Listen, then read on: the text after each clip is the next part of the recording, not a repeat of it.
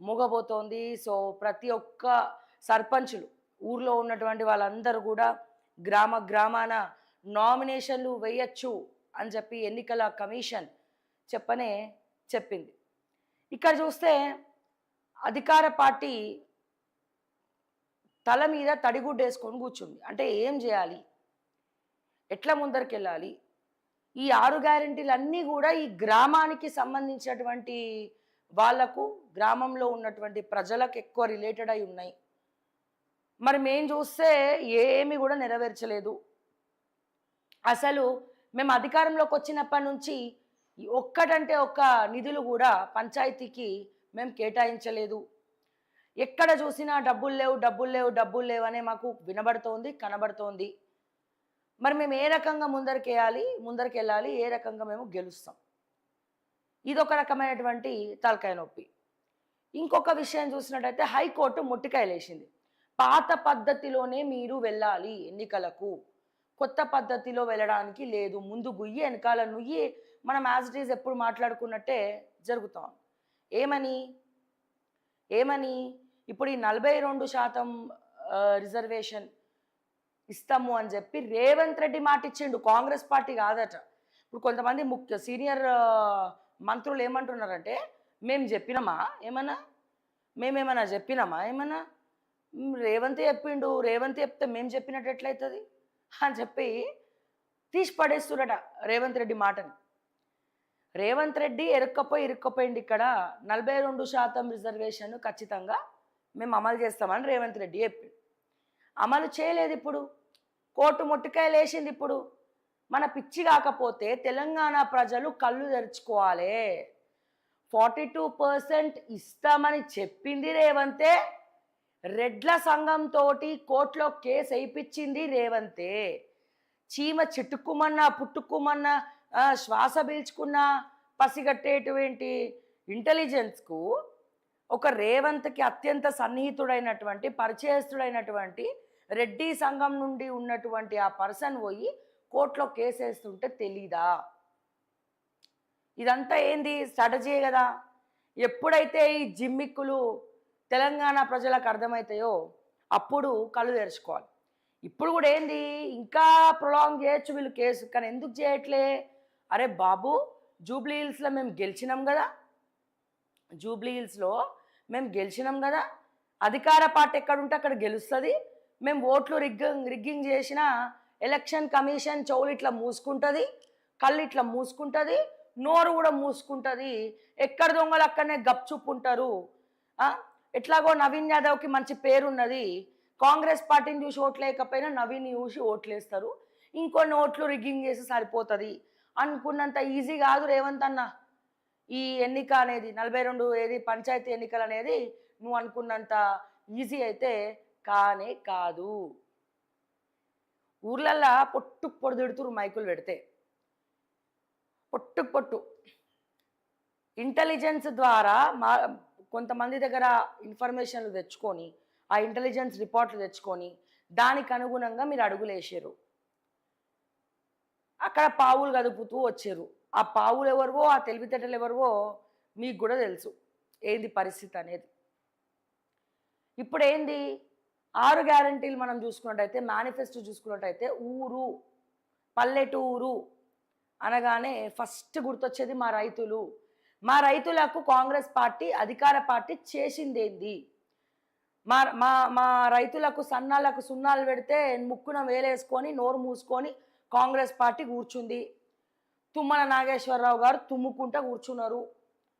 Okay, Rythu Bharosa కొట్లాడితేనే వచ్చింది. అది కూడా manifesto committee chairman Duddilla Sridhar Babu కానీ, మీ సునీల్ కనుగోలు ఏదైతే ఈ ఎక్కువ రేటుకి ఇస్తామన్నారో గది ఇప్పటివరకు లేదు.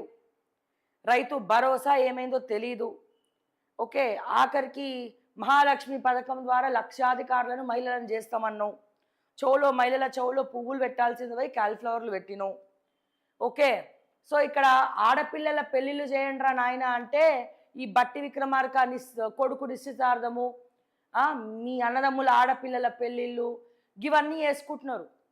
అరే బాబు, మీరు చేయాల్సింది మా తెలంగాణ ఆడబిడ్డల పెళ్ళి, ఒక్కొక్కరికి తులం బంగారం ఇస్తామన్నావు కదా, హెచ్చలకు పోయి చెప్పినావు కదా, మన తులం బంగారం ఏమైందని చెప్పి ఊర్లో ఉరిమి చూసి అడుగుతున్నారు. మేము ఎన్నిసార్లు మాట్లాడినా ఏం మాట్లాడినా ఇవే నడుస్తున్నాయి. ఇప్పుడు ఓఆర్ఆర్ చుట్టూ నీ పాగా వేసినావు. ఓఆర్ఆర్ చుట్టుపక్కల ఉన్నటువంటి భూములన్నీ కూడా అప్పనంగా నొక్కేద్దాం అనుకుంటున్నావు. కొత్త నాటకానికి బూటకానికి తెరలేపిండు ఎవరు? రేవంత్ అన్న ఎందుకు అనాలే? మిగిలిన కాంగ్రెస్ మంత్రులేమి వాళ్ళేమి నిజమైన నిజాయితీ మంత్రులేం కాదు, వాళ్ళు కంత్రులే. వాళ్ళు కూడా ఎక్కడ సర్వం దోచుకోవాలనో ఆడ దోచుకుంటున్నారు. తెలంగాణని పిండి పిప్పి వేస్తున్నారు. అసలు పైసలే లేవు అంటున్నారు. లేని కాడ సంపద సృష్టించి ఆ సంపద ప్రజల కోసం ఖర్చు పెట్టకుండా వాళ్ళ కోసం ఖర్చు పెట్టుకొని దోచుక తింటున్నారు.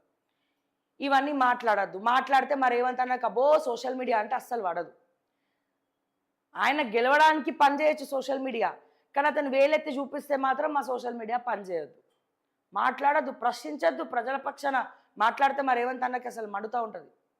ఓకే, ఇప్పుడు ఇగో రేపటి నుంచి సర్పంచ్ నామినేషన్లు షెడ్యూల్ విడుదల చేసిన ఎన్నికల సంఘం.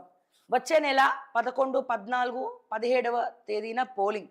3 విడతల్లో ఎన్నికలు. అమల్లోకి ఎన్నికల కోడ్ 12,728 పంచాయతీలు, 1.12 లక్షల వార్డులకు ఎన్నికలు.